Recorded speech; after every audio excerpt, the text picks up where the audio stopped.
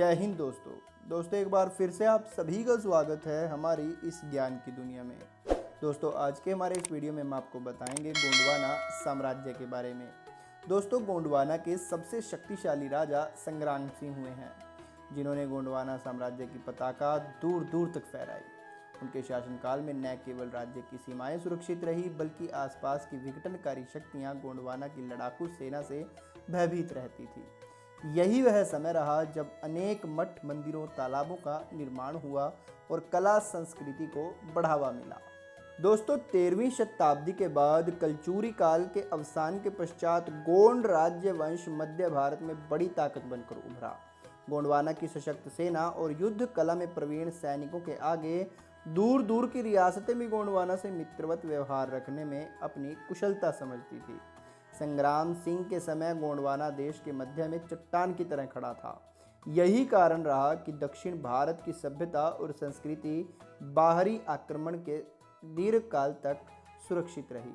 15वीं शताब्दी राजनीतिक अस्थिरता और विघटन की शताब्दी थी। तैमूर के आक्रमण के आघात से दिल्ली सल्तनत हिल गई थी। आने वाले कई दशकों तक सल्तनत लड़खड़ाती रही। इसी शताब्दी के प्रारंभ में प्रांतीय राज्यों का उदय हुआ। मालवा, बंगाल, खानदेश, गुजरात दिल्ली सल्तनत से पूर्ण स्वतंत्र हो चुकी थी। दक्षिण में बहमनी और विजयनगर राज्य पहले ही अस्तित्व में आ गए थे। इसी दौर में सशक्त गोंडवाना की बुनियाद रखी गई। दोस्तों संग्राम शाह का नाम अमहन दास भी था। दमोह के ठरका गांव में मिले 2 शिलालेख से स्पष्ट है कि उनका शासनकाल 1510 से प्रारंभ हुआ, जो करीब 33 वर्ष तक चला। उसके बाद उनके पुत्र दलपत शाह ने गोंडवाना की कमान संभाली। दलपत शाह के बाद रानी दुर्गावती ने 1564 तक गोंडवाना की धरती को दुश्मनों से सुरक्षित रखा। राजा संग्राम सिंह ने अपने बाहुबल से गोंडवाना की सीमाएं 52 गढ़ों तक पहुंचाई। गोंडवाना के अंदर बालाघाट, मंडला, डिंडोरी, सिवनी, छिंदवाड़ा, नरसिंहपुर, कटनी, दमोह, सागर, भोपाल, रायसेन, होशंगाबाद, हरदा, पन्ना जिले का दक्षिणी भाग, बिलासपुर जिले के पश्चिम में प्रतापगढ़, पंडिरिया से लेकर लाफागढ़ का क्षेत्र रहा है। महाराष्ट्र में नागपुर में कन्हान और पेंच नदियों के पूर्व का भाग भंडारा जिला गोंडवाना में रहा। राजनांदगांव जिले का वह भाग जिसमें खैरागढ़ रियासत और खलोटी शामिल रहा। इस दौरान गढ़ा राज्य का विस्तार पूर्व से पश्चिम में 475 किलोमीटर और उत्तर से दक्षिण 390 किलोमीटर तक था। संग्राम सिंह के समय के सोने, चांदी और तांबे के सिक्के चलन में थे। इससे स्पष्ट है कि गोंडवाना आर्थिक रूप से समृद्ध रहा है। इतिहासकारों के अनुसार सोने व चांदी के सिक्कों पर खड़े हुए सिंह का अंकन है। परंपरा के अनुसार गोंडवाना के शासकों का श्राद्ध चिन्ह हाथी को दबोचे हुए सींग वाला शेर था। शहर के राजा गोकुलदास महल और कोतवाली थाना में इन राज चिन्हों को देखा जा सकता है। अब दोस्तों जानते हैं गोंडवाना के इतिहास के बारे में विस्तार से। दोस्तों गढ़ा राज्य की स्थापना सेहल गांव निवासी जोध सिंह पटेल के पुत्र यादव राय ने 1328 ईस्वी से 1440 ईस्वी के मध्य में की थी। एक किंवदंती के अनुसार मां नर्मदा ने यादव राय को स्वप्न में दिखकर सर्वे पाठक की सहायता से गढ़ा वंश की स्थापना हेतु आदेशित किया, जिससे प्रेरणा लेकर उसने गढ़ा की राजकुमारी रत्नावली से विवाह किया। तदुपरांत गढ़ा वंश की नींव डाली। गढ़ा वंश के संस्थापक के रूप में यादव राय की पुष्टि रामनगर शिलालेख के उल्लेख से होती है। इसी वंश के बाद में पुलस्त्य वंशी संग्राम सिंह जैसे प्रतापी शासक हुए। वहीं इसी साम्राज्य में वीरांगना दुर्गावती भी हुई। इस राज्य के मुख्य राजा थे यादव राय, जिन्होंने 1328 से 1440 तक शासन किया। यही गोंड वंश के संस्थापक थे। प्रारंभिक जीवन में यादव राय ने लोजी के है वंशी शासक के यहाँ नौकरी प्रारंभ की। तत्पश्चात मां नर्मदा की प्रेरणा से दमोह के शासक की पुत्री रत्नावली से विवाह कर कालांतर में गढ़ा वंश की स्थापना की। अकबरनामा के अनुसार यादव राय का उत्तराधिकारी खरजी हुआ, जिसके बाद क्रमशः गोरक्षक दास, सुखदास, अर्जुन दास, संग्राम सिंह उत्तराधिकारी हुए। अकबरनामा के अनुसार खरजी लगभग 1440 ईस्वी में शासक बना, जो कि अपनी योग्यता व चालाकी से प्रवेश के अन्य शासकों से पेशकश वसूल किया करता था। इस प्रकार उसने एक संगठित सेना एकत्रित कर गणराज्य के उत्कर्ष में योगदान दिया। खरजी ने लगभग 1460 ईस्वी तक शासन किया। तत्पश्चात गोरक्षक गद्दी पर बैठा।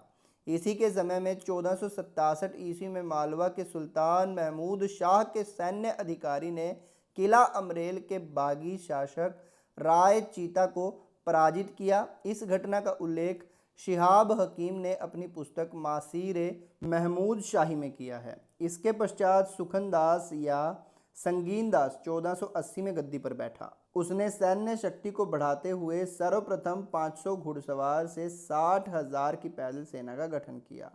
साथ ही विभिन्न जाति समुदायों के सहयोग से राज्य को स्थापित तथा सुदृढ़ बनाया। वहीं पड़ोसी राज्यों से भी अच्छे संबंध स्थापित किए। लगभग 1500 ईस्वी में संगीनदास का शासन समाप्त हुआ तथा उसका उत्तराधिकारी अर्जुन दास गद्दी पर बैठा। अकबरनामा के अनुसार राज्यारोहण के समय उसकी आयु 40 वर्ष थी और राज्यारोहण के तुरंत बाद उसने अपने ज्येष्ठ पुत्र अमान दास के विद्रोह का सामना करना पड़ा। अर्जुन दास ने अमहन दास से रुष्ट होकर अपने छोटे पुत्र जोगी दास को शासन नियुक्त किया, जिसके क्रोधित होकर अमहन दास ने षड्यंत्र पूर्वक अपने पिता अर्जुन दास की हत्या कर दी, जिससे क्षुब्ध होकर जनता ने अमहन दास को बंदी बना लिया, जिसका फायदा उठाकर रीवा नरेश वीर सिंह देव ने गढ़ा पर आक्रमण कर विजय प्राप्त की। परंतु अमन दास द्वारा अपने कृत्य के लिए माफी मांगने के कारण वीर सिंह देव ने उसे गढ़ा का राज्य लौटा दिया। ठर्रका यानी कि दमोह के 2 सती लेखों से आधार पर अमरदास लगभग 1510 से 13 ईस्वी के मध्य सिंहासन पर बैठा। सिंहासन रूढ़ होने के उपरांत अमरदास ने महाराज श्री राजा अमरदास देव की पदवी धारण की। फरिश्ता के अनुसार इसी के समय रतनपुर में कलचुरी वंश के शासक पुरुषोत्तम सहाय का शासन था। सुल्तान इब्राहिम लोदी का कृपा पात्र बनने के उद्देश्य से विद्रोही भाई जलाल को पकड़कर सन 1528 ईस्वी में सुल्तान को सौंप दिया। तत्पश्चात अम्मन दास में संग्राम सिंह की उपाधि धारण की, जिसका साक्ष्य दमोह से प्राप्त एक जोक और सोने के सिक्कों पर अंकित संग्राम सिंह से मिलता है। संग्राम शाह की पदवी गुजरात के शासक सुल्तान बहादुर ने रायसेन विजय में सहायक देने के कारण दी थी। अम्मन दास की 2 पत्नियां पद्मावती तथा सुमति का उल्लेख उसके संस्कृत ग्रंथ रस रत्नामाला में मिलता है। पद्मावती से ही 2 पुत्र दलपत शाह व चंद्र शाह प्राप्त हुए। कालांतर में इन्हीं दलपत शाह से चंदेल राजकुमारी दुर्गावती का विवाह हुआ था। जबलपुर में प्राप्त ताम्रपत्र के अनुसार दलपत शाह ने 1543 में अपने राज्यारोहण के पश्चात श्री राजा की उपाधि धारण की। दलपत शाह ने राज्यारोहण के पश्चात अपनी राजधानी गढ़ा से जबलपुर दमोह मार्ग पर अवस्थित संग्रामपुर ग्राम के निकट विंध्याचल पर्वत श्रेणी पर स्थित सिंगौरगढ़ किले में स्थानांतरित की। 1550 ईस्वी में दलपत शाह की असमय मृत्यु के कारण उत्पन्न हुई विषम परिस्थितियों तथा उत्तराधिकारी वीर नारायण देव की कम आयु के कारण उसे उत्तराधिकारी घोषित कर संरक्षिका के रूप में रानी दुर्गावती ने राज्य की बागडोर अपने हाथों में ली। पड़ोसी राज्य से राजधानी को सुरक्षित करने के उद्देश्य से रानी ने 1553 ईस्वी में आसपास राजधानी सिंगौरगढ़ के स्थान पर सतपुड़ा पर्वत श्रेणी पर स्थित मजबूत किले चौरागढ़ को बनवाया, जो 1634 ईस्वी तक गढ़ा राज्य की राजधानी रहा। दुर्गावती का शासन शुरू होने के पश्चात 1556 ईस्वी में सुजात खां के पुत्र व मालवा के शासक बाज बहादुर ने गढ़ा राज्य पर आक्रमण किया। इस प्रथम आक्रमण में चाचा फतेह खां युद्ध भूमि में मारा गया तथा बाज बहादुर सारंगपुर वापस चला गया। दूसरा आक्रमण बाज बहादुर ने पुनः गढ़ा पर किया, परंतु पराजित होने तथा सेना को भारी क्षति होने के कारण गढ़ा जीतने का विचार त्याग दिया। 1564 ईस्वी में अकबर के राज्यारोहण के पश्चात 1564 ईस्वी में आसफ खां को कड़ा का सूबेदार बनाया गया, जिसने रीवा के राजा रामचंद्र देव को पराजित कर गढ़ा पर आक्रमण की योजना बनाई तथा 1564 ईस्वी में सर्वप्रथम दमोह पर आक्रमण किया, जिसमें उसकी सहायता मुहब्बिब अली, मोहम्मद मुराद खान, वजीर खान, बाबई, काकशाह, नज़ीर मोहम्मद, आक मोहम्मद सहित अनेक इफ्तदारों ने की। दमोह पर आक्रमण की सूचना रानी को सिंगौरगढ़ के किले में मिली, परंतु स्थिति युद्ध अनुकूल ना जानकर रानी दुर्गावती नर्रई चली गई। नर्रई में होने की सूचना पाकर नज़ीर मोहम्मद ने आक्रमण किया, जिसमें रानी का फौजदार अर्जुन दास बैंस मारा गया। दूसरा आक्रमण आसफ खान ने स्वयं किया, जिसमें रानी के तोपची समस खान मियाना व मुबारक बिलूच मारे गए। पुत्र वीर नारायण को सुरक्षित स्थान पर भेजकर रानी ने युद्ध की कमान संभाली तथा महावत आधार सिंह बघीरा व सरमन हाथी पर सवार होकर युद्ध किया, किंतु पराजय के भय से स्वयं को कटार मारकर वीरगति प्राप्त की। रानी का नेतृत्व कौशल आसफ खां के युद्ध के समय दिए उद्बोधन से प्रदर्शित होता है। रानी की सहिष्णुता का परिचय इस बात से चलता है कि उसकी सेना में शख्स खां मियाना खान जहां उकीत जैसे सेना के योग्य अधिकारियों के पद पर मुस्लिम थे।